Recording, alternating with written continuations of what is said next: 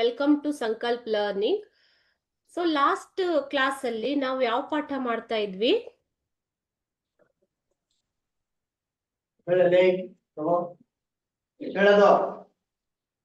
ಯಾವ ಪಾಠ ಮಾಡ್ತಾ ಇದ್ವಿ ಲಾಸ್ಟ್ ಕ್ಲಾಸ್ ಅಲ್ಲಿ? ದ ಕಾನ್ಸರ್ಟ್ ಅಲ್ವಾ? ಕಾನ್ಸರ್ಟ್ ಅಂತಂದ್ರೇನು? ಕಾನ್ಸರ್ಟ್ ಅಂತಂದ್ರೆ ಸಂಗೀತ ಕಚೇರಿ ಅಲ್ವಾ? So we had finished till ಎಲ್ಲಿ ಅಂತ ಹೇಳ್ಬೋದಾ? ನೆನ್ಪಿದ್ಯಾ?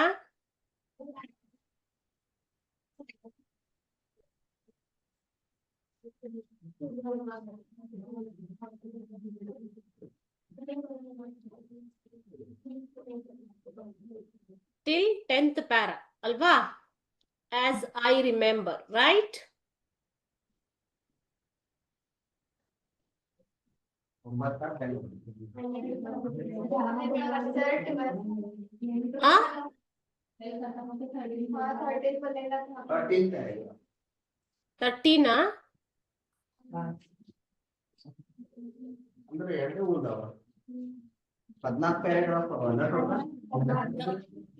ಸೊ ಇಲ್ಲಿಂದ ನಾವಿವಾಗ ಈ ಪಾಠನ ಓದ್ತಾ ಇದೀವಿ. ಅದರಲ್ಲಿ ಸ್ಮಿತಾ ಅವಳ ತಮ್ಮನಿಗೋಸ್ಕರ ಕಾನ್ಸರ್ಟ್ ಗೆ ಬಂದಿದ್ದಾಳೆ ಅಲ್ವಾ? She is in the concert because of her brother. Okay, to fulfil her brother's wish. She has attended the concert.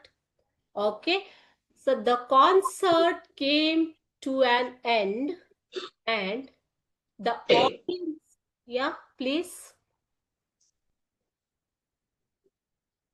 gave artist a standing ovation. So concert ಮುಗಿದ್ಮೇಲೆ ಸ್ಟ್ಯಾಂಡಿಂಗ್ ಓವೇಶನ್ ಕೊಟ್ಟಿದ್ದಾರೆ ಇಲ್ಲಿ ಕಾನ್ಸರ್ಟ್ ಗೆ, ಅಲ್ಲಿ ಇರುವಂತಹ ಕಲಾಕಾರರಿಗೆ. Okay, standing ovation ಅಂತಂದ್ರೇನು?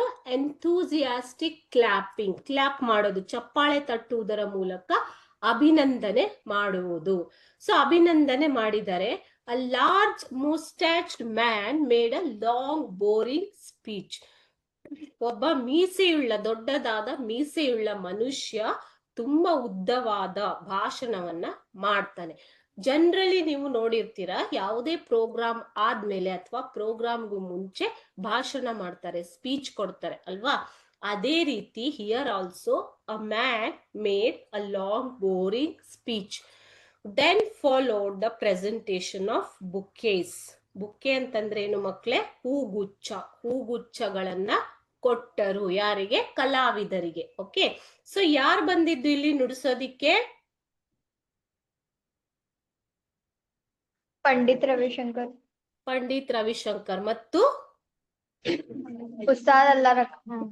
ಹೌದು, ಉಸ್ತಾದ್ ಅಲ್ಲಾ ರಖಾ ಅವರು. Okay, then more applause and the curtain came down. ಅಲ್ಲಿ ಪರದೆಯನ್ನ ಮುಚ್ಚಿ ಬಿಡ್ತಾರೆ. ಅಲ್ಲಿ ಮುಗಿಯುತ್ತೆ ಅಂದ್ರೆ ಫಂಕ್ಷನ್ ಮುಗಿಯಿತು ಅಂತ ಅರ್ಥ.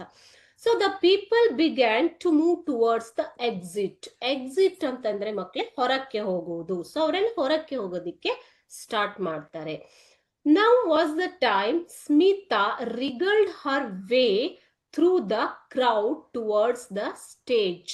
ಇವಾಗ ರಿಗಲ್ ಅಂತಂದ್ರೆ ಏನು? To twist and turn the body or part of it with quick short movements. Okay, so ತಿರುಗುವುದು ಅಂದ್ರೆ ಇನ್ನು ಯಾರು ಎಲ್ಲರೂ ಎಲ್ಲಿ ಎಕ್ಸಿಟ್ ಕಡೆಗೆ ಹೋಗ್ತಾ ಇರುವಾಗ ಆಕೆ ಮಾತ್ರ ಹಿಂತಿರುಗಿದಳು ಅಂತ ಅರ್ಥ. Okay, Smita wriggled her way through the crowd towards the stage. ಆ ಕ್ರೌಡ್ ಇಂದ ಆಕೆ ಸ್ಟೇಜ್ ಮೇಲೆ ಹೋಗ್ತಾಳೆ.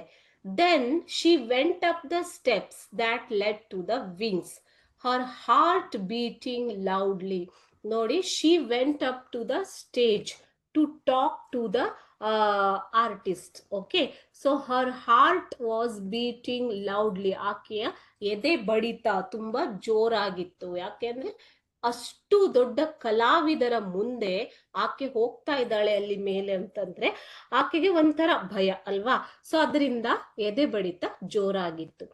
ಇನ್ ದ ವಿಂಗ್ಸ್, ಆ ರೂಮ್ ಅಲ್ಲಿ a small crowd had gathered to talk about the evening concert. ಸಂಜೆಯ ಒಂದು ಸಂಗೀತ ಕಚೇರಿಯ ಬಗ್ಗೆ ಮಾತನಾಡೋದಿಕ್ಕೆ ಅಲ್ಲಿ ಸ್ಮಾಲ್ ಕ್ರೌಡ್ ಅಂತಂದ್ರೆ ಜನ ಜಂಗುಳಿ. ಕ್ರೌಡ್ ಅಂತಂದ್ರೇನು? ಜನರ ಗುಂಪು ಅಥವಾ ಜನ ಜಂಗುಳಿ ಅಂತ ಹೇಳ್ಬೋದು. ಓಕೆ, ಸೊ ಸ್ಮಾಲ್ ಕ್ರೌಡ್ ಅಲ್ಲಿ ನೆರೆದಿತ್ತು. ಗ್ಯಾದರ್ಡ್ ಅಂತಂದ್ರೆ ನೆರೆದಿತ್ತು, ನೆರೆದಿರುವುದು. ಅಲ್ಲಿ ಜನ ಸೇರಿದ್ರು. ಯಾಕೆ ಸೇರಿದ್ರು? ಅಭಿನಂದನೆಗಳನ್ನ ಸಲ್ಲಿಸೋದಿಕ್ಕೆ, ಅಲ್ಲಿ ಅವರಿಗೆ ಹೆಲ್ಪ್ ಮಾಡೋದಿಕ್ಕೆ. ಟು ಹೆಲ್ಪ್ ಕ್ಯಾರಿ ಬುಕೇಸ್, ಹೂಗುಚ್ಛೆಗಳನ್ನ ತೆಗೆದುಕೊಂಡು ಹೋಗೋದಿಕ್ಕೆ. ಅಂಡ್ ಟೀ ಕಪ್ಸ್, ಇಲ್ಲಿ ಸಾಮಾನ್ಯವಾಗಿ ಒಂದು ಕಾರ್ಯಕ್ರಮ ಅಂತಂದ್ರೆ there will be serving of tea, coffee or some snacks. Okay, so to carry those cups and to carry the bouquets given to the artists, the people had gathered there. And also the instruments ಅಂದ್ರೆ ಸಂಗೀತ ವಾದ್ಯಗಳು. Okay, tabla ಇರ್ಬೋದು, ಅದೇ ರೀತಿ ಸಿತಾರ್ ಇರ್ಬೋದು, ಅದನ್ನ carry ಮಾಡೋದಿಕ್ಕೆ ಕೂಡ ಅಲ್ಲಿ ವ್ಯಕ್ತಿಗಳು, ಜನರು ನೆರೆದಿದ್ದರು. Next, he was there standing with the man who played the tabla. ಅಲ್ಲ ಉಸ್ತಾದ್ ಅಲ್ಲಾ ರಖಾ ಅಲ್ವಾ? he was there, ಇಲ್ಲಿ he means Pandit Ravishankar. Okay, so her focus was on Pandit Ravishankar because she wanted her brother to meet Pandit Ravishankar and listen to him, isn't it? So ಅಲ್ಲಿ ಆಕೆಯ focus ಇದ್ದಿದ್ದು ಯಾರ ಮೇಲೆ? ಪಂಡಿತ್ ರವಿಶಂಕರ್ ಅವರ ಮೇಲೆ. ಸೊ ಹಿ ವಾಸ್ ದೇರ್ ಅಂತಂದ್ರೆ you have to understand here, ಅವರು ಅಲ್ಲಿ ಇದ್ದರು. ಅವರು ಅಂದ್ರೆ ಯಾರು? ಇಲ್ಲಿ ಪಂಡಿತ್ ರವಿಶಂಕರ್ ಅವರು. ಸ್ಟ್ಯಾಂಡಿಂಗ್ ವಿತ್ ದ ಮ್ಯಾನ್, ಯಾರ ಜೊತೆ ನಿಂತಿದ್ರು ಅವರು? Who played the tabla. Tabla play ಮಾಡಿರೋದು ಯಾರು ಇಲ್ಲಿ? ಉಸ್ತಾದ್ ಅಲ್ಲಾ ರಖಾ ಅವರು, ಅವರ ಜೊತೆ ನಿಂತಿದ್ದರು. The great wizard of music. Wizard means a person who is especially good at some art or achievement. ಕಲಾರಾಧಕ ಅಥವಾ ಕಲಾ ಸಾಧಕ ಅಂತ ಹೇಳ್ಬೋದು ನೀವು. ಓಕೆ, ವಿಜಾರ್ಡ್ ಅಂತಂದ್ರೆ ಯಾರು ಮಕ್ಕಳೇ? ಕಲಾ ಸಾಧಕ. ಯಾವುದೇ ಒಂದು ಕಲೆಯಲ್ಲಿ ಉನ್ನತ ಸಾಧನೆ ಮಾಡಿರುವಂತಹ ಮನುಷ್ಯ. Okay, so great wizard of music Ustad Alla ರಖಾ. her knees felt weak, ಆಕೆಗೆ ಕಾಲುಗಳು ಸೋತು ಹೋದ ಹಾಗೆ ಅನಿಸ್ತಾ ಇದೆ. ಯಾಕೆ ಅಂದ್ರೆ she saw the legendary in front of her, isn't it? So ಆಕೆಗೆ ಕಾಲುಗಳೆಲ್ಲ ಸೋತ್ ಹೋದಾಗೆ ಅನಿಸ್ತಾ ಇದೆ. her tongue dry, ನಾಲಿಗೆ ಅಥವಾ ಬಾಯಿ ಒಣಗಿ ಹೋಗಿದೆ. but she went up, ಆದ್ರೂನು ಕೂಡ ಆಕೆ ಮೇಲಕ್ಕೆ ಹೋಗ್ತಾಳೆ. and standing before them, her hands folded ಅಂತಂದ್ರೆ ಆಕೆ ನಮಸ್ಕಾರ ಮಾಡ್ತಾಳೆ. ಹ್ಯಾಂಡ್ಸ್ ಅನ್ನ ಫೋಲ್ಡ್ ಮಾಡ್ಬಿಟ್ಟು. ಓ ಸರ್, ಶಿ ಬರ್ಸ್ಟ್ ಔಟ್, ಆಕೆಗೆ ಅಳು ಬಂದ್ಬಿಡುತ್ತೆ. ಓಕೆ, ಬರ್ಸ್ಟ್ ಔಟ್ ಅಂತಂದ್ರೇನು? ಅಳು ಬಂದ್ಬಿಡೋದು, ಆ ಭಾವನೆಗಳು ಆಚೆ ಬರೋದು. ಸೊ ಓ ಸರ್ ಅಂತ ಹೇಳ್ಬಿಟ್ಟು ಆಕೆ ಅಳೋದಕ್ಕೆ ಶುರು ಮಾಡ್ತಾಳೆ. ನೆಕ್ಸ್ಟ್, ಇವಾಗ as he asked questioningly but kindly, ತುಂಬಾ ವಿನಯ ಪೂರ್ವಕವಾಗಿ, ಪ್ರಶ್ನಾರ್ಥಕವಾಗಿ. ಕ್ವಶನಿಂಗ್ಲಿ ಅಂತಂದ್ರೇನು? ಪ್ರಶ್ನಾರ್ಥಕವಾಗಿ. ಎಸ್ ಏನು ಅಂತ ಕೇಳೋದು. ಓಕೆ, ಕೈಂಡ್ ಅಂತಂದ್ರೆ ವಿನಯ ಪೂರ್ವಕವಾಗಿ, ಅಷ್ಟೇ ವಿನಯ ಪೂರ್ವಕವಾಗಿ ಅವರು ಕೇಳ್ತಾರೆ. ಎಸ್ ಅಂತ ಏನ್ ಬೇಕಿತ್ತು ಅನ್ನೋ ಅರ್ಥದಲ್ಲಿ. And Har story came pouring out ಅಂತ ಅಷ್ಟು ಕೇಳಿದ್ದೆ ಆಕೆಯ ಕಥೆಯೆಲ್ಲ ಹೊರಗಡೆ ಬರುತ್ತೆ. ಅಂದ್ರೆ ಆಕೆ ತನ್ನ ತಮ್ಮನ ಕಥೆಯನ್ನ ಹೇಳ್ತಾಳೆ. The story of her brother who lay sick. ಲೇ ಅಂದ್ರೆ ಮಲಗಿರುವುದು. ಓಕೆ, ಸಿಕ್ ಅಂತಂದ್ರೆ ಹುಷಾರಿಲ್ಲದೆ ಮನೆಯಲ್ಲಿ ಮಲಗಿರುವಂತಹ ತನ್ನ ತಮ್ಮನ ಕಥೆಯನ್ನ ಆಕೆ ಹೇಳ್ತಾಳೆ. and of how he longed to hear him and Ustad play, ಅಂದ್ರೆ ಹೇಗೆ ಆತ ತುಂಬಾ ದಿನಗಳಿಂದ ಕಾಯ್ತಾ ಇದ್ದಾನೆ ಉಸ್ತಾದ್ ಅವರನ್ನ ಮತ್ತು ಪಂಡಿತ್ ರವಿಶಂಕರ್ ಅವರನ್ನ ನೋಡೋದಿಕ್ಕೆ, ಅವರ ಸಿತಾರ್ ವಾದನವನ್ನ ಕೇಳೋದಿಕ್ಕೆ ಕಾಯ್ತಾ ಇದ್ದಾನೆ ಅನ್ನುವಂತಹ ಕಥೆಯನ್ನ ಆಕೆ ಅವರ ಮುಂದೆ ಹೇಳ್ತಾಳೆ. Okay, little girl said the mustached man who had made the long speech. ಅದೇ ಒಂದು ಭಾಷಣವನ್ನ ಮಾಡಿದ್ದ ಅಲ್ವಾ ಆ ಮನುಷ್ಯ, ಮೀಸೆಯುಳ್ಳ ಮನುಷ್ಯ, ಆತ ಹೇಳ್ತಾನೆ little girl, Pandit ji is a busy man. ಅವರು ತುಂಬಾ ವ್ಯಸ್ತವಾಗಿದ್ದಾರೆ. ಬಿಸಿ ಅಂತಂದ್ರೇನು? ಕೆಲಸದಲ್ಲಿ ವ್ಯಸ್ತರಾಗಿರುವುದು. ಓಕೆ, ಕನ್ನಡದಲ್ಲಿ ವ್ಯಸ್ತರಾಗಿರುವುದು ಅಂತ ಹೇಳ್ತಾರೆ. ತುಂಬಾ ವ್ಯಸ್ತರಾಗಿದ್ದಾರೆ, ಬಿಡುವಿಲ್ಲದ ಮನುಷ್ಯ. Pandit ji is a busy man who must not you must not bother him with such request. ಈ ತರ ನೀವು ಮನವಿಯನ್ನ ಮಾಡಿ ಅವರಿಗೆ ತೊಂದರೆ ಕೊಡಬಾರದು ಅಂತ ಆತ ಸ್ವಲ್ಪ ಕಠಿಣವಾಗಿ ಹೇಳ್ತಾನೆ. ಯಾರು? ಮುಸ್ಟಾಚ್ ಮ್ಯಾನ್. ಓಕೆ, ಬಟ್ ಇಷ್ಟು ಹೇಳಿದ್ರು ಕೂಡ ಬಟ್ ಪಂಡಿತ್ ರವಿಶಂಕರ್ ಸ್ಮೈಲ್. ಆದರೆ ಲೆಜೆಂಡರಿ ಪಂಡಿತ್ ರವಿಶಂಕರ್ ಅವರು ಸ್ಮೈಲ್ ಮಾಡ್ತಾರೆ, ಮುಗುಳ್ನಗೆಯನ್ನ ಬೀರ್ತಾರೆ.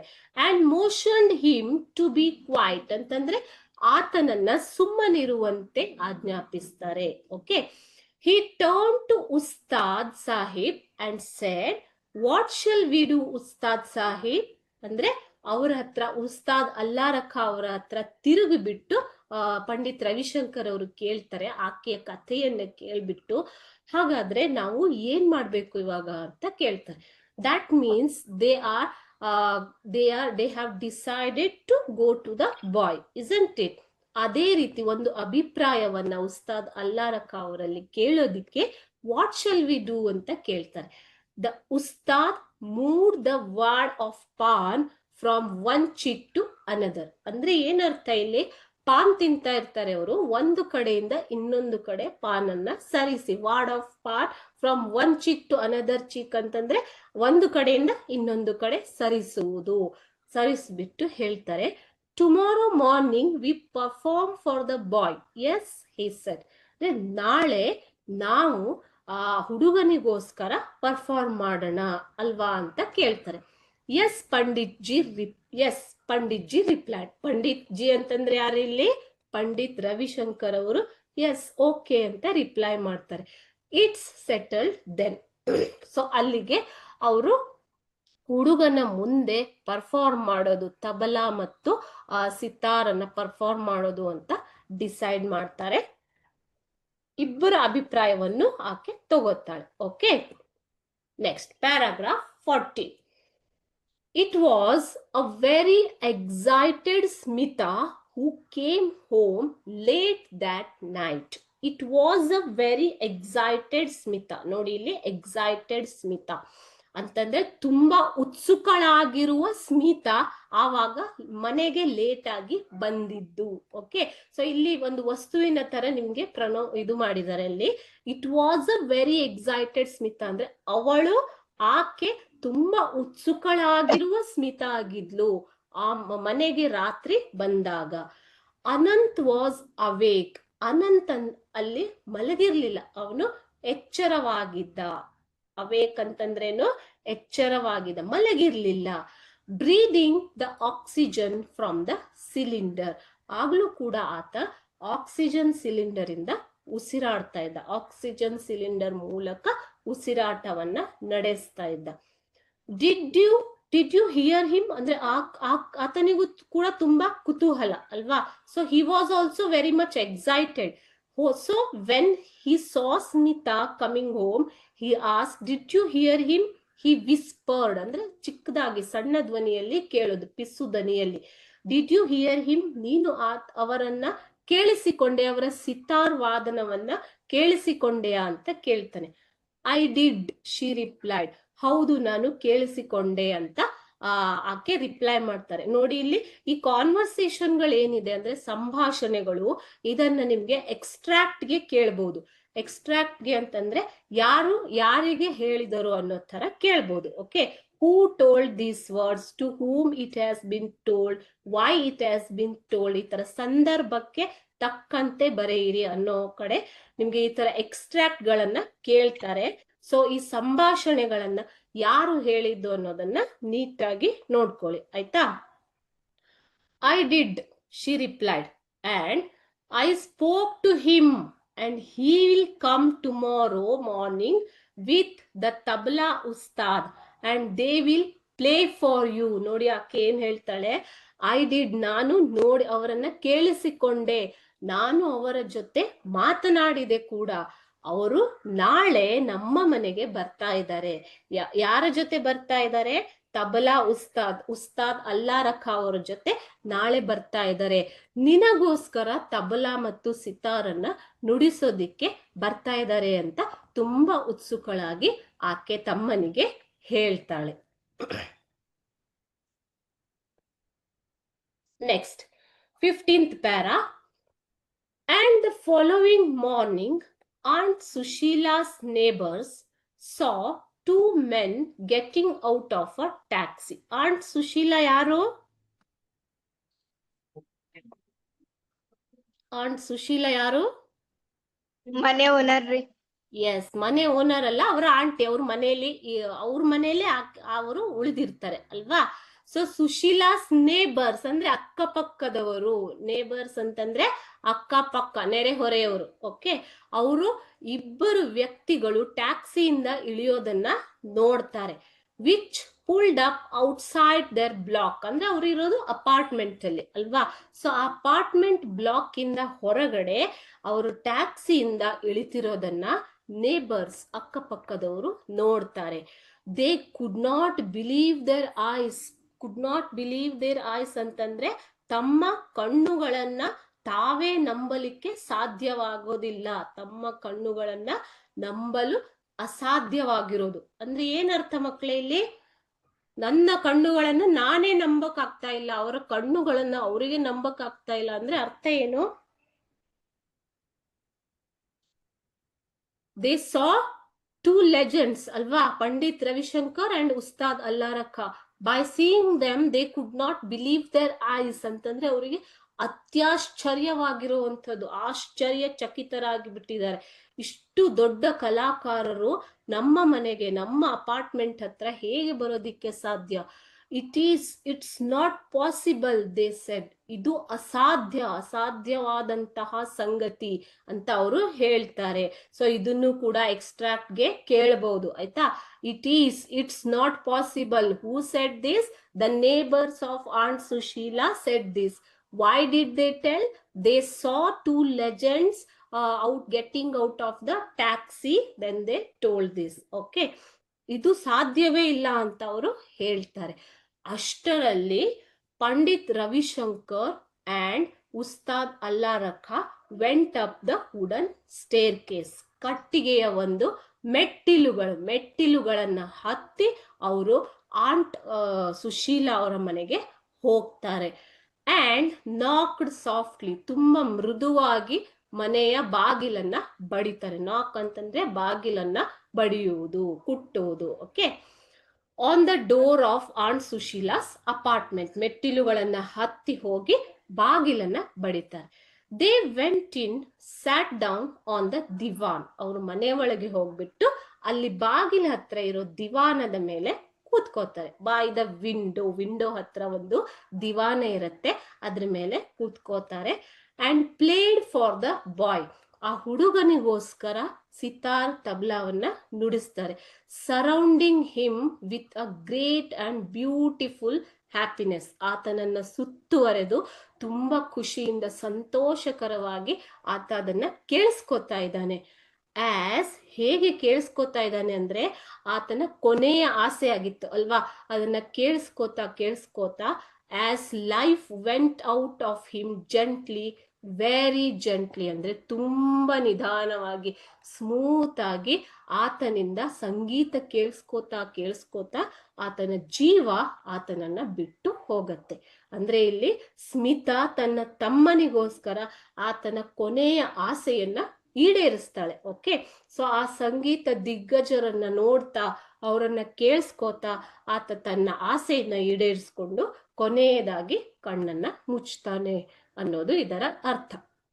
ಸೊ ಇಲ್ಲಿ ನಾವು ಒಂದು ತಮ್ಮನ ಬಗೆಗಿನ ಸ್ಮಿತಾಳ ಒಂದು ಕೊನೆಯ ಆಸೆಯನ್ನ ಈಡೇರಿಸುವ ಪ್ರಯತ್ನವನ್ನು ನೋಡಬಹುದು. ಅದೇ ರೀತಿ generosity of the legends Pandit Ravishankar and Ustad Allarakha ಅವರ ಒಂದು ಅಭಿಮಾನಿಯ ಬಗೆಗಿನ ಇರುವಂತಹ ಆತ್ಮೀಯತೆ, ಆತನ ಕೊನೆಯ ಆಸೆಯನ್ನು ಈಡೇರಿಸೋದಿಕ್ಕೆ ಆತನ ಮನೆಗೆ ಹೋಗಿ ನುಡಿಸಿರುವಂಥದ್ದು. ಓಕೆ, ಇದು ನಿಜವಾಗಿ ಆಗಿರುವಂತಹ ಘಟನೆ. ಈ ಪಾಠದ ಮೊದಲಲ್ಲೇ ನಿಮ್ಗೆ ಹೇಳ್ತಾರೆ ಇದು ನಿಜವಾಗಿ ನಡೆದಿರುವಂತಹ ಘಟನೆ ಅನ್ನೋದನ್ನ. ಇಲ್ಲಿ ಪಂಡಿತ್ ರವಿಶಂಕರ್ ಮತ್ತೆ ಅಲ್ಲಾರಖ ಅವರನ್ನ ಬಿಟ್ರೆ ಬೇರೆ ಹೆಸರುಗಳನ್ನ ಬದಲಾಯಿಸಲಾಗಿದೆ, ಆದ್ರೆ ಇದು ನಿಜವಾಗಿ ನಡೆದಿರುವಂತಹ ಒಂದು ಘಟನೆ. ಓಕೆ, ಸೊ ಇಲ್ಲಿಗೆ ಈ ಪಾಠ ಮುಗಿಯತ್ತೆ ಮಕ್ಳೇ. ಅರ್ಥ ಆಯ್ತಾ? ಏನಾದ್ರೂ ಡೌಟ್ ಇದೆಯಾ? ಹ್ಞೂ ರೀ, ಡೌಟ್ ಇಲ್ರಿ ಮ್ಯಾಮ್. ಡೌಟ್ ಇಲ್ಲ ಅಲ್ವಾ? ಇಲ್ಲಿ ಕ್ವಶನ್ ಆನ್ಸರ್ಸ್ ಆಸ್ ಯೂಶುವಲ್ ಬರುತ್ತೆ. ಈ ಡೈಲಾಗ್ಸ್ ಇರೋದ್ರಿಂದ ಆ ಡೈಲಾಗ್ಸ್ ಅಂದ್ರೆ ಕನ್ವರ್ಸೇಷನ್ ಅದನ್ನ ತುಂಬಾ ನೀಟಾಗಿ ಓದ್ಕೊಳ್ಳಿ ಆಯ್ತಾ. ಯಾರು ಹೇಳಿದ್ರು ಯಾರ್ಗ್ ಹೇಳಿದ್ರು ಅನ್ನೋದನ್ನ ಕೇಳ್ತಾರೆ ಎಕ್ಸಾಮ್ ಅಲ್ಲಿ. ಓಕೆ,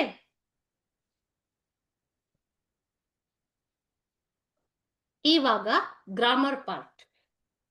ಇಲ್ಲಿ finite and non finite verbs ಅಂತ ಬರುತ್ತೆ. ಓಕೆ, ವರ್ಬ್ ಅಂತಂದ್ರೇನು? ಕ್ರಿಯಾಪದ ಅಲ್ವಾ? ವರ್ಬ್ ಅಂತಂದ್ರೆ ಕ್ರಿಯಾಪದ. ಸೊ ಒಂದ್ ಸೆಂಟೆನ್ಸ್ ಅಲ್ಲಿ ಗ್ರಾಮರ್ ಎಕ್ಸ್ಪ್ಲೇನ್ ಮಾಡ್ತೀನಿ. ಓಕೆ, ಕೇಳಿಸ್ಕೊಳ್ಳಿ ಎಲ್ಲ ನೀಟಾಗಿ. ಈ ಪಾಠದ ಕೊನೆಯಲ್ಲಿ ಬಂದಿರುವಂತಹ ಗ್ರಾಮರ್ ಇದು. Verbs can occur in sentences in a variety of shapes or forms ಅಂತಂದ್ರೆ ಒಂದು ವಾಕ್ಯದಲ್ಲಿ ಕ್ರಿಯಾಪದ ಬೇರೆ ಬೇರೆ ರೀತಿಯಲ್ಲಿ ಇರಬಹುದು ಅಲ್ವಾ? ಎಸ್,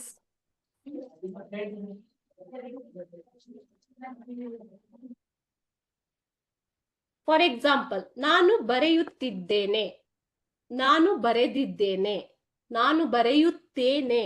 ಓಕೆ, ಇದು ಚೇಂಜ್ ಆಗತ್ತೆ ಅಲ್ವಾ? ಏನ್ ಚೇಂಜ್ ಆಗಿದೆ ಇಲ್ಲಿ? ಕಾಲ ಚೇಂಜ್ ಆಗಿದೆ, ಟೆನ್ಸ್ ಚೇಂಜ್ ಆಗಿದೆ ಅಲ್ವಾ? ಸೊ ಅದೇನು, ಕ್ರಿಯಾಪದ ಒಂದೊಂದು ಸೆಂಟೆನ್ಸ್ ಅಲ್ಲಿ ಒಂದೊಂದು ರೀತಿ ಇರುತ್ತೆ. ಅವರು ಬರೆಯುತ್ತಾರೆ, ಈಗ ಅವರು ಅಂದಾಗ ಬರೆಯುತ್ತಾರೆ ಅನ್ನೋದು ಬರುತ್ತೆ ಅಲ್ವಾ? ನೋಡಿ ಇಲ್ಲಿ, ಅವರು ಬರೆಯುತ್ತಾರೆ, ಕರೆಕ್ಟಾ? ನಾನು ಅಂತಂದ್ರೆ ಏನ್ ಬರ್ಬೇಕು? ನಾನು ಬರೆಯುತ್ತಾರೆ ಅಂತ ಹೇಳ್ತೀವಾ? ಇಲ್ರಿ. ಇಲ್ಲ, ನಾನು ಬರೆಯುತ್ತೇನೆ. ಓಕೆ, ಅವಳು, ಅವಳು ಏನು? ಬರೆಯುತ್ತಾಳೆ, ಕರೆಕ್ಟ್? ಸೊ ಈ ತರ ವರ್ಬ್ ಏನಾಗತ್ತೆ, ಬೇರೆ ಬೇರೆ ಸೆಂಟೆನ್ಸ್ ಅಲ್ಲಿ ಅಕಾರ್ಡಿಂಗ್ ಟು ಸಬ್ಜೆಕ್ಟ್, ಇದನ್ನ ಸಬ್ಜೆಕ್ಟ್ ಅಂತ ಕರಿತೀವಿ. ಸಬ್ಜೆಕ್ಟ್ ಜೊತೆಗೆ ಅಲ್ಲಿ ಟೆನ್ಸಸ್ ಎಷ್ಟು, ಸಾರಿ ಅಲ್ಲಿ ಏಕವಚನ ಇದೆಯಾ ಬಹುವಚನ ಇದೆಯಾ? ಅವರು ಅಂತಂದ್ರೆ ಬಹುವಚನ, ಅವಳು ಏಕವಚನ ಸ್ತ್ರೀಲಿಂಗ, ಅವನು ಅಂತಂದ್ರೆ ಏಕವಚನ ಪುಲ್ಲಿಂಗ. ಅವನು ಅಂದಾಗ ಬರೆಯುತ್ತಾನೆ ಅನ್ನೋದು ಬರಬೇಕು ಅಲ್ವಾ? ಅವನು ಬರೆಯುತ್ತಾಳೆ ಅನ್ನೋದಿಲ್ಲ, ಅವನು ಬರೆಯುತ್ತಾನೆ, ಅವಳು ಬರೆಯುತ್ತಾಳೆ, ನಾನು ಬರೆಯುತ್ತೇನೆ, ನಾವು ಬರೆಯುತ್ತೇವೆ. ಈ ತರ according to the tense, according to the subject, the verb goes on changing. Okay, change ಆಗ್ತಾ ಹೋಗುತ್ತೆ. ಇಂಗ್ಲಿಷ್ ಅಲ್ಲೂ ಹಾಗೇನೆ. So such verbs are called as finite verbs. ಇವಾಗ ನಾನು ಕೆಲವೊಂದು ಸೆಂಟೆನ್ಸ್ ನ ಕೊಟ್ಟಿದ್ದಾರೆ ನಿಮ್ ಬುಕ್ ಅಲ್ಲಿ, ನೋಡೋಣ. ವಿನಯ್ ರೈಟ್ಸ್ ವೆಲ್, ವಿನಯ್ ಚೆನ್ನಾಗಿ ಬರೆಯುತ್ತಾನೆ. Vinay and Vijay write to each other, Vinay ಮತ್ತು ವಿಜಯ್ ಒಬ್ಬರಿಗೊಬ್ಬರು ಬರೆಯುತ್ತಾರೆ. ರೈಟ್, ಇಲ್ಲಿ ರೈಟ್ಸ್ ಬರೋದಿಲ್ಲ, ರೈಟ್ ಬರುತ್ತೆ. ಯಾಕೆ ಅಂತಂದ್ರೆ ವಿನಯ್ ಅಂಡ್ ವಿಜಯ್ ಅನ್ನೋದು ಇಬ್ಬರಿದ್ದಾರೆ, ಅದು ಬಹುವಚನ ಅಲ್ವಾ? ಸೊ ಅವಾಗ ರೈಟ್ ಅಂತ ಬರಬೇಕು, ರೈಟ್ಸ್ ಅಂತ ಬರಬಾರ್ದು.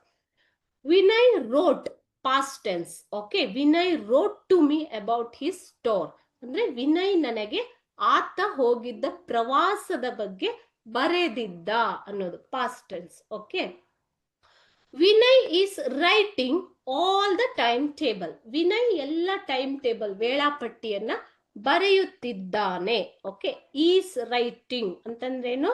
ಬರೆಯುತ್ತಾ ಇದ್ದಾನೆ, present continuous tense. Vinay has written, Vinay ಬರೆದಿದ್ದ, ಮೀ ಅ ಲಾಂಗ್ ಲೆಟರ್, ಬರೆದಿದ್ದ, ಯಾವಾಗ್ಲೂ ಬರೆದಿದ್ದ.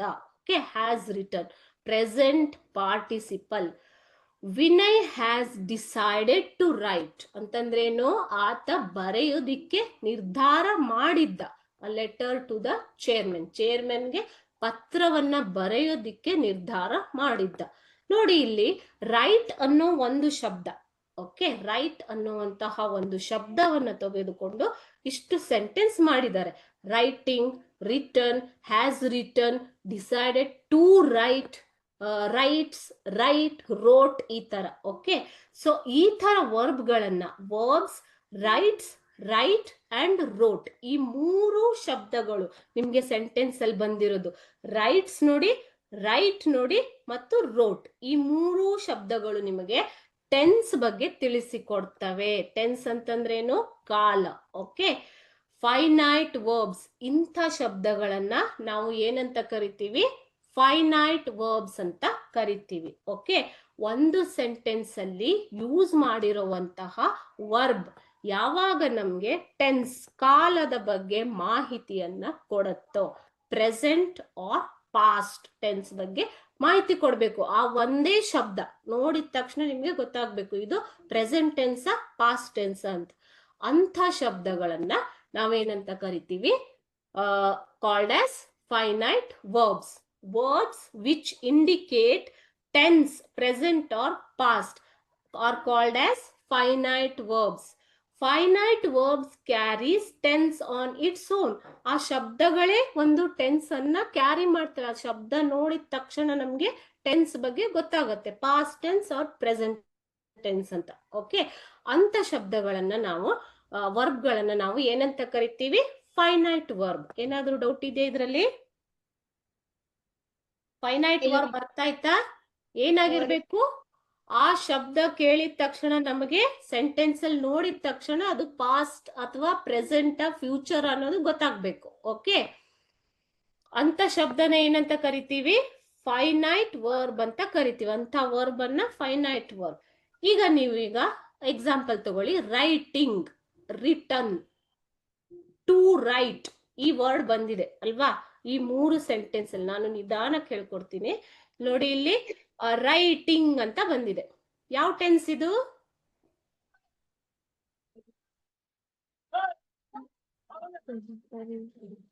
ರೈಟಿಂಗ್ ಯಾವ ಟೆನ್ಸ್?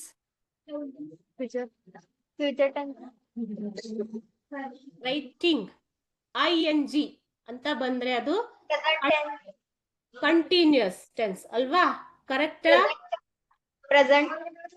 Present continuous. ಹೇಗೆ ಹೇಳ್ತೀರಾ ನೀವು? ಇಲ್ಲಿ ಈಸ್ ಇದೆ, ಈಸ್ ರೈಟಿಂಗ್ ಅಂತ ಬಂದ್ರೆ ಅದು ಪ್ರೆಸೆಂಟ್ ಕಂಟಿನ್ಯೂಸ್. ಕರೆಕ್ಟಾ? ಅದೇ ವಾಸ್ ರೈಟಿಂಗ್ ಅಂತ ಇದ್ರೆ ಪಾಸ್ಟ್ ಕಂಟಿನ್ಯೂಸ್ ಆಗತ್ತೆ. ಕರೆಕ್ಟ್? ಇಲ್ಲಿ ನಮ್ಗೆ ರೈಟಿಂಗ್ ಅನ್ನೋ ಶಬ್ದ ಯಾವುದೇ ಟೆನ್ಸ್ ಅನ್ನ ತಿಳಿಸಿ ಕೊಡೋದಿಲ್ಲ. ಅದರ ಹಿಂದ್ಗಡೆ ಈಸ್ ಇದೆಯಾ, ವಾಸ್ ಇದೆಯಾ ಅನ್ನೋದ್ರ ಮೇಲೆ ನಾವು ಟೆನ್ಸ್ ಅನ್ನ ಡಿಸೈಡ್ ಮಾಡ್ತೀವಿ. ಕರೆಕ್ಟಾ? ಎಸ್. ಅದೇ ರೀತಿ ನೋಡಿ, ಹ್ಯಾಸ್ ರಿಟರ್ನ್. ಇಲ್ಲಿ ಹ್ಯಾಸ್ ರಿಟರ್ನ್ ಅಂತ ಇರೋದಿಕ್ಕೆ ಇದು ಪ್ರೆಸೆಂಟ್ ಪಾರ್ಟಿಸಿಪಲ್. ಓಕೆ, ಇಲ್ಲಿ ಹ್ಯಾಸ್ ಅನ್ನೋದು ನಮ್ಗೆ ಪ್ರೆಸೆಂಟ್ ಟೆನ್ಸ್ ಅನ್ನ ತಿಳಿಸಿಕೊಡುತ್ತೆ. ಅದೇ ಇಲ್ಲಿ ಹ್ಯಾಡ್ ಇದ್ರೆ, ಹ್ಯಾಡ್ ರಿಟರ್ನ್ ಅಂತ ಇದ್ರೆ ಅದು ಪಾಸ್ಟ್ ಪಾರ್ಟಿಸಿಪಲ್ ಆಗತ್ತೆ. ಓಕೆ, ಸೊ ರಿಟರ್ನ್ ಅನ್ನುವಂತಹ ಒಂದು ಶಬ್ದ ಅಥವಾ ರೈಟಿಂಗ್ ಅನ್ನುವಂತಹ ಒಂದು ಶಬ್ದ ಅಥವಾ ವರ್ಬ್ ನಮಗೆ ಯಾವುದೇ ಟೆನ್ಸ್ ಬಗ್ಗೆ ಮಾಹಿತಿ ಕೊಡೋದಿಲ್ಲ. ಅದರ ಹಿಂದ್ಗಡೆ ಆಕ್ಸಿಲರಿ ವರ್ಬ್ ಏನು ಯೂಸ್ ಮಾಡ್ತೀವಿ, ಈಸ್, ವಾಸ್, ವೇರ್, ಆರ್, ಈ ಶಬ್ದಗಳ ಮೇಲೆ, ಈ ವರ್ಬ್ಗಳ ಮೇಲೆ ಟೆನ್ಸ್ ಡಿಸೈಡ್ ಆಗೋದು. ಸ್ವತಂತ್ರವಾಗಿ ಈ ವರ್ಬ್ಗಳು ಟೆನ್ಸ್ ಬಗ್ಗೆ ಮಾಹಿತಿ ಕೊಡೋದಿಲ್ಲ.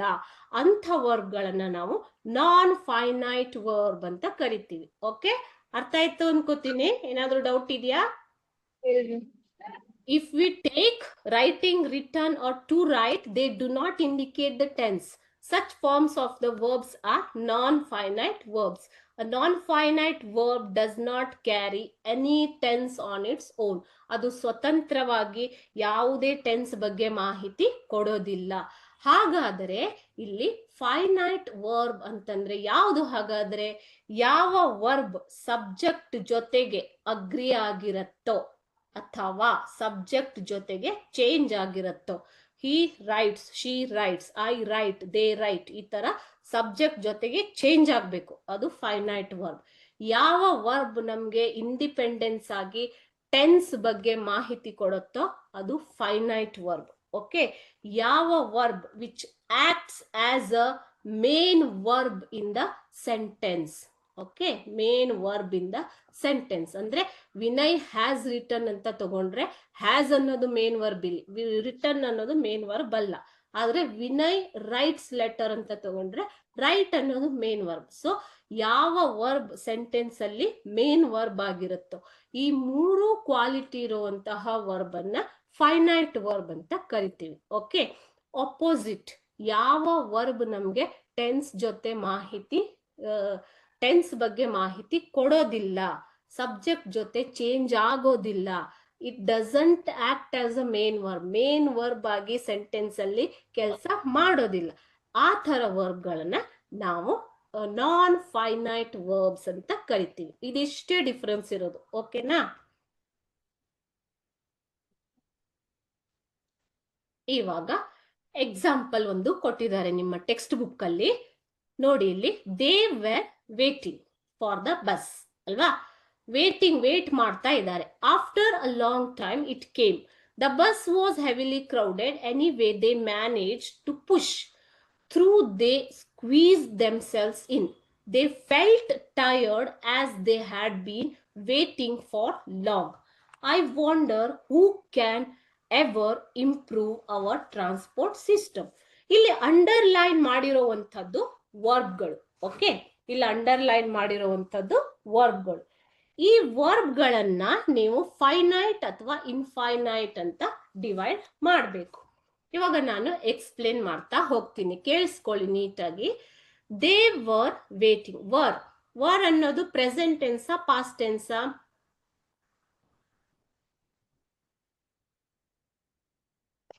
ಪ್ರೆಸೆಂಟ್. WRE ವರ್ ಅನ್ನೋದು ಪ್ರೆಸೆಂಟಾ ಪಾಸ್ಟಾ? Past tense. ಇದರ ಪ್ರೆಸೆಂಟ್ ಫಾರ್ಮ್ ಯಾವುದು? ಇದರ present form are. Okay, ARE are. Are ಅನ್ನೋದು ಪ್ರೆಸೆಂಟ್ ಟೆನ್ಸ್, ವರ್ ಅನ್ನೋದು ಪಾಸ್ಟ್ ಟೆನ್ಸ್. ಸೊ ವೇರ್ ಅನ್ನೋದು ಪಾಸ್ಟ್ ಟೆನ್ಸ್. ಸೊ ಇದ್ರ ಪಾಸ್ಟ್ ಟೆನ್ಸ್ ಬಗ್ಗೆ ನಮ್ಗೆ ಹೇಳ್ತಾ ಇದೆ. ಇದನ್ನ ಫೈನೈಟ್ ವರ್ಬ್ FV ಅಂತ ಬರಿತೀನಿ, ಫೈನೈಟ್ ವರ್ಬ್. ಓಕೆ, ಸೊ ಇದು ಫೈನೈಟ್ ವರ್ಬ್ ಆಗುತ್ತೆ. ಯಾಕೆ ಅಂದ್ರೆ ವರ್ ಅನ್ನೋದನ್ನ ಕೇಳಿದ ತಕ್ಷಣ ನಿಮ್ಗೆ ಇದು ಪಾಸ್ಟ್ ಟೆನ್ಸ್ ಅನ್ನೋದು ಗೊತ್ತಾಯ್ತು ಅಲ್ವಾ? ಅದೇ ರೀತಿ ವೇಟಿಂಗ್ ಅನ್ನೋದು ಕಂಟಿನ್ಯೂಸ್ ಟೆನ್ಸ್. ಆದ್ರೆ ಪಾಸ್ಟ್ ಟೆನ್ಸ್ ಪ್ರೆಸೆಂಟ್ ಟೆನ್ಸ್ ಅನ್ನೋದು ನಿಮ್ಗೆ ಹಿಂದ್ಗಡೆ ಇರೋ ವರ್ಬ್ ಇಂದಾನೇ ಗೊತ್ತಾಗ್ಬೇಕು. ಸೊ ಇದು ನಿಮ್ಗೆ ಯಾವುದೇ ಟೆನ್ಸ್ ಬಗ್ಗೆ ಮಾಹಿತಿ ಕೊಡೋದಿಲ್ಲ. ಅದಕ್ಕೆ ಇದೇನೋ non finite verb, NFV.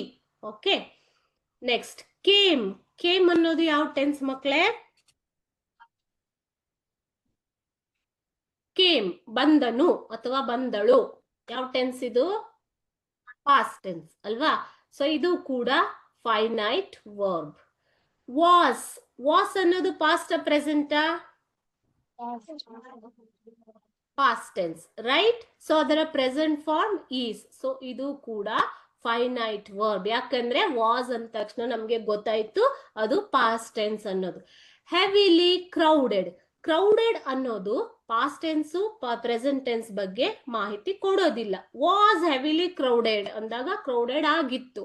Is crowded ಅಂದ್ರೆ ಕ್ರೌಡೆಡ್ ಆಗಿದೆ. ಸೊ ಇದು non finite verb. Okay, next managed ಅಂತಂದ್ರೆ ಮ್ಯಾನೇಜ್ ಅನ್ನೋದು ಪ್ರೆಸೆಂಟ್ ಟೆನ್ಸ್, ಮ್ಯಾನೇಜ್ಡ್ ಅನ್ನೋದು ಪಾಸ್ಟ್ ಟೆನ್ಸ್. ಸೊ ಇದು ಕೂಡ ಫೈನೈಟ್ ವರ್ಬ್. ಟು ಪುಷ್ ಅಂತಂದ್ರೆ ಇದು ಇನ್ಫಿನಿಟಿವ್ ಅಲ್ವಾ? ಟು ಪುಷ್ ಅಂತಂದ್ರೇನು? ಇನ್ಫಿನಿಟಿವ್. ವರ್ಬ್ ಹಿಂದ್ಗಡೆ ಟು ಬಂದ್ರೆ ಅದನ್ನ ಇನ್ಫಿನಿಟಿವ್ ಅಂತ ಕರೀತಾರೆ ಅಂತ ನಾನು ಹೀರೋ ಚಾಪ್ಟರ್ ಅಲ್ಲಿ ನಿಮ್ಗೆ ಹೇಳ್ಕೊಟ್ಟಿದ್ದೆ ಅಲ್ವಾ? ಸೊ ಇದು ಕೂಡ non finite verb. Next squeeze ಅನ್ನೋದು ಪ್ರೆಸೆಂಟ್ ಟೆನ್ಸ್, ಸ್ಕ್ವೀಸ್ಡ್ ಅಂದ್ರೆ ಪಾಸ್ಟ್ ಟೆನ್ಸ್. ಇದು ಫೈನೈಟ್ ವರ್ಬ್ ಆಗುತ್ತೆ. ದೇ ಫೆಲ್ಟ್ ಅಂದ್ರೆ ಅನುಭವಿಸಿದರು ಅಥವಾ ಗೊತ್ತಾಯ್ತು ಅವರಿಗೆ ಅನ್ನೋದು. ಓಕೆ, ಫೀಲ್ ಮಾಡ್ಕೊಂಡ್ರು. Feel present tense, felt past tense. This is also finite verb. Tired, they were tired ಅಂದ್ರೆ past tense, they are tired ಅಂದ್ರೆ ಪ್ರೆಸೆಂಟ್ ಟೆನ್ಸ್. ಸೊ ಟಯರ್ಡ್ ಅನ್ನೋದು ನಿಮ್ಗೆ ಯಾವುದೇ ಟೆನ್ಸ್ ಬಗ್ಗೆ ಇನ್ಫಾರ್ಮೇಶನ್ ಕೊಡೋದಿಲ್ಲ. ಇದು non finite verb. They had ಅನ್ನೋದು past tense. Had ಅರ ಪ್ರೆಸೆಂಟ್ ಟೆನ್ಸ್ ಯಾವುದು? ಹ್ಯಾಸ್. ಸೊ ಇದು ಕೂಡ ಹ್ಯಾಸ್ ಮತ್ತು ಹ್ಯಾವ್. ಓಕೆ, ಇದು ಕೂಡ ಫೈನೈಟ್ ವರ್ಬ್. ಇದು ಫೈನೈಟ್ ವರ್ಬ್. ಹ್ಯಾಡ್ ಅಂದ್ರೆ ಪಾಸ್ಟ್ ಟೆನ್ಸ್.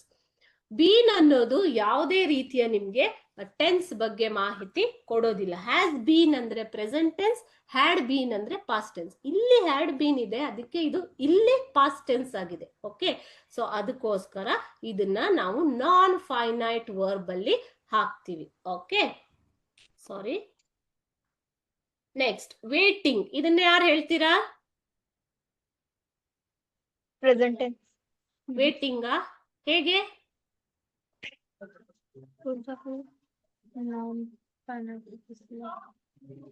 ವೇಟಿಂಗ್ ಅನ್ನೋದು ನಿಮ್ಗೆ ಟೆನ್ಸ್ ಬಗ್ಗೆ ಮಾಹಿತಿ ಕೊಡ್ತಾ ಇದೆಯಾ?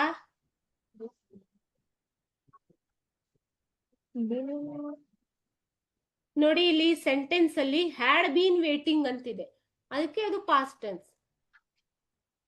ಹ್ಯಾವ್ ಬೀನ್ ವೇಟಿಂಗ್ ಅಂತಿದ್ರೆ ಅದು ಪ್ರೆಸೆಂಟ್ ಟೆನ್ಸ್ ಆಗ್ತಾ ಇತ್ತು. ಸೊ ವೇಟಿಂಗ್ ಅನ್ನೋ ಶಬ್ದ ಸ್ವತಂತ್ರವಾಗಿ ನಿಮ್ಗೆ ಟೆನ್ಸ್ ಬಗ್ಗೆ ಹೇಳೋದಿಲ್ಲ. ಓಕೆ, ಭೂತಕಾಲನ, ಭವಿಷ್ಯ ಕಾಲನ ಅಥವಾ ವರ್ತಮಾನ ಕಾಲನ ಅನ್ನೋದನ್ನ ನಿಮ್ಗೆ ಹೇಳೋದಿಲ್ಲ.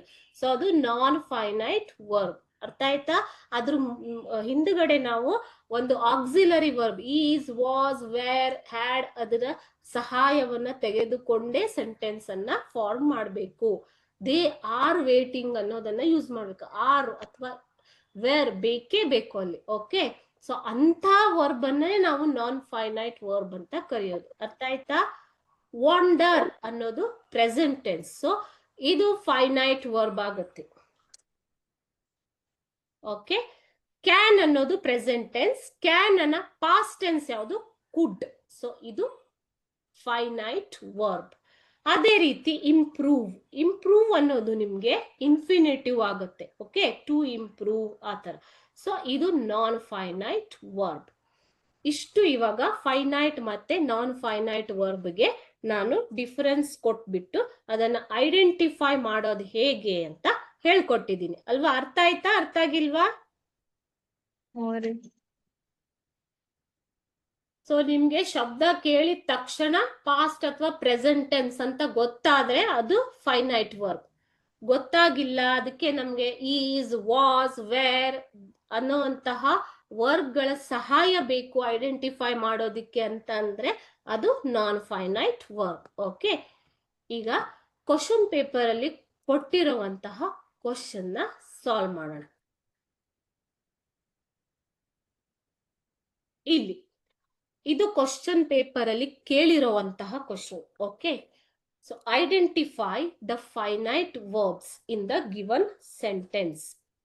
ಈ ಸೆಂಟೆನ್ಸ್ ಅಲ್ಲಿ ಕೊಟ್ಟಿರುವಂತಹ ಫೈನೈಟ್ ವರ್ಬ್ ಅನ್ನ ನೀವು ಐಡೆಂಟಿಫೈ ಮಾಡಬೇಕು. Smita wanted to fulfil her brother's wish. ಇದರಲ್ಲಿ ಫೈನೈಟ್ ವರ್ಬ್ ಯಾವುದು?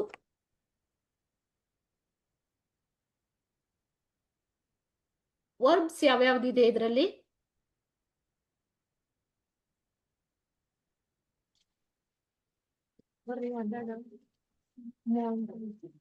ಇದರಲ್ಲಿ ಎರಡು ವರ್ಬ್ ಇದೆ ಅಲ್ವಾ? ಒಂದು ವಾಂಟೆಡ್, ಇನ್ನೊಂದು ಫುಲ್ಫಿಲ್, ಪೂರ್ತಿಗೊಳಿಸು ಅಂತ. ಓಕೆ, ಸೊ ಇದರಲ್ಲಿ ಫೈನೈಟ್ ವರ್ಬ್ ಯಾವುದು? ಕೇಳಿತ್ತ ಇದು past tense present tense? Smita wanted to fulfil her brother's wish.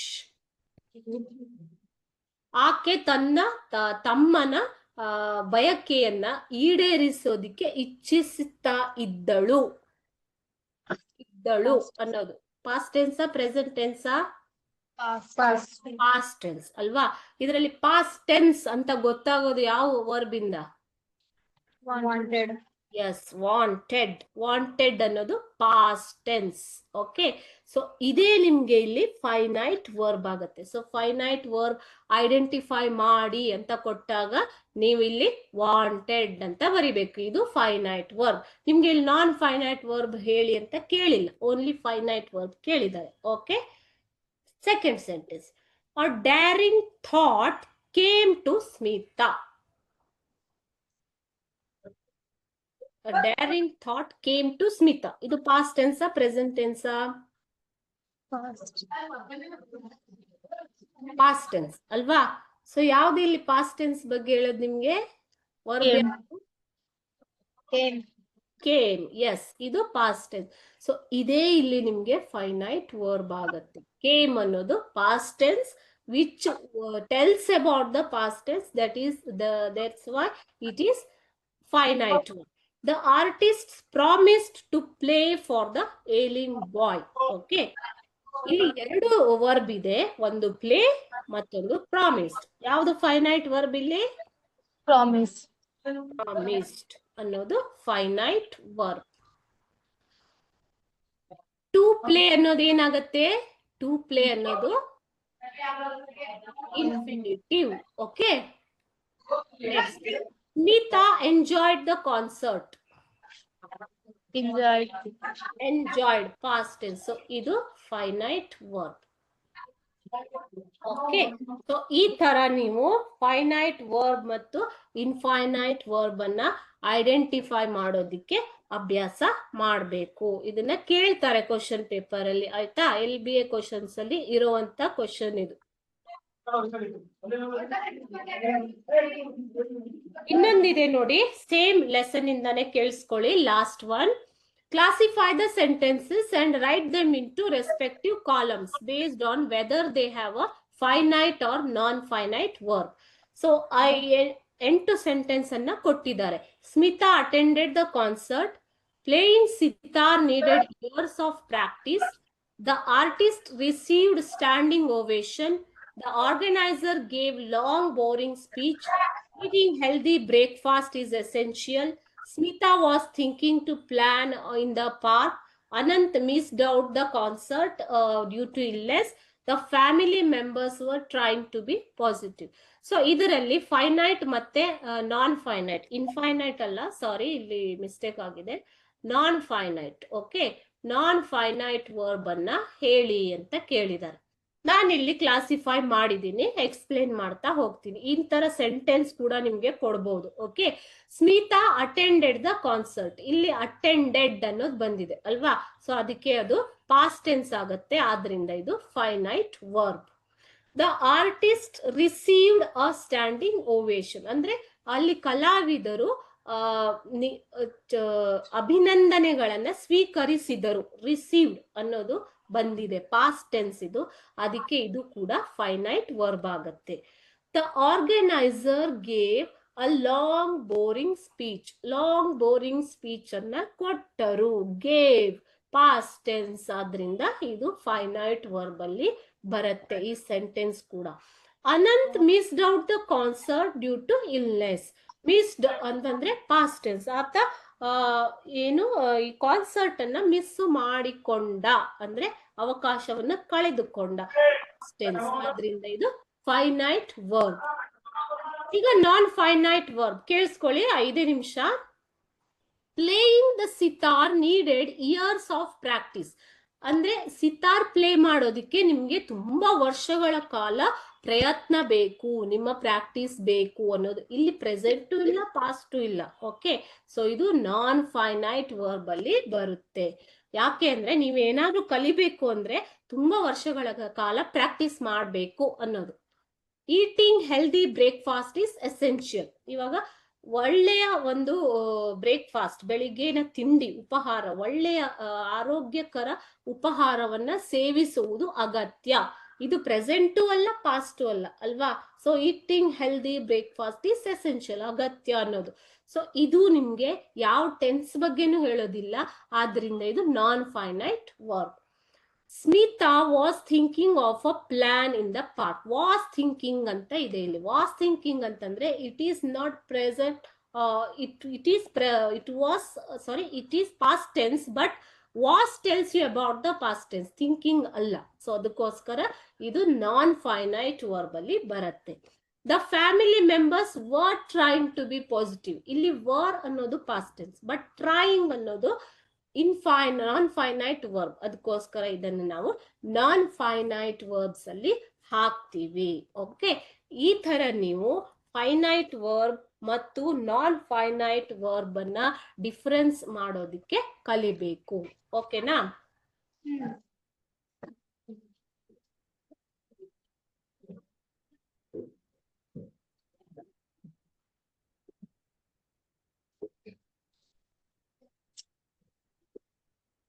ಏನಾದ್ರೂ ಡೌಟ್ ಇದೆಯಾ?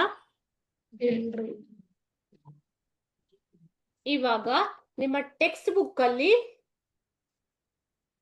ಟಾಸ್ಕ್ ಅಂತ ಇದೆ ಅಲ್ವಾ?